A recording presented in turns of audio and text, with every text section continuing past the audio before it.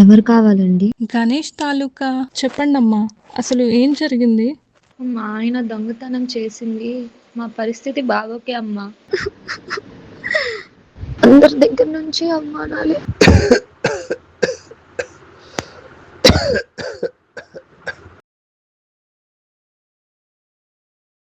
ధైర్యంగా ఉండమ్మా. స్పృహ పథకం మీకు న్యాయ సహాయం చేస్తుంది. చెప్పండి, ప్రాబ్లం ఏంటి?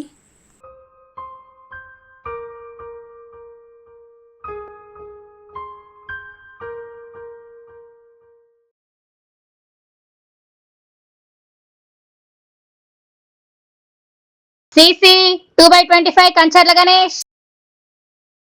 May it please your honour, ఈ కేసులో బాధితురాలి మరణానికి దారితీసిన చైన్ స్నాచింగ్ ఘటనకు సంబంధించి రాష్ట్రం తరపున పబ్లిక్ ప్రాసిక్యూటర్గా నేను హాజరవుతున్నాను. హానరబుల్ కోర్ట్, చట్టం ప్రకారం శిక్ష నేరం చేసిన వ్యక్తికే చెందాలి.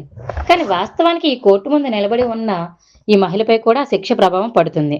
ఆమె భర్తను అరెస్ట్ చేసిన రోజు నుండి సమాజం ఆమెను అవమానిస్తుంది.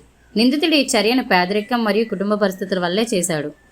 జైలులో ఉన్న సమయంలో అతను మంచి ప్రవర్తన చూపిస్తూ తన తప్పును గుర్తించి మారాలని కోరుకుంటున్నాడు. కాబట్టి గౌరవనీయులైన ఈ న్యాయస్థానం ఆమె కుటుంబానికి రక్షణ, గౌరవం మరియు అవసరమైన సహాయం అందించాలని నేను వినమ్రంగా అభ్యర్థిస్తున్నాను.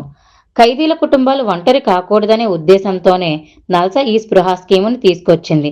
దీన్ని కూడా కోర్టు వారు ఉద్దేశంలో ఉంచుకొని తీర్పు ఇప్పించవలసిందిగా కోరుచున్నాను.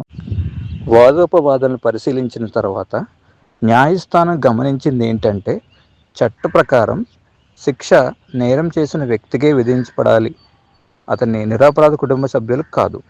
కేసు పరిస్థితులను మరియు నిందితుడి యొక్క సత్ప్రవర్తన మీద గవర్నర్ ఆదేశ ప్రకారం పారాడోన్ కింద నిందితుడిని విడుదల చేయబడుతుంది.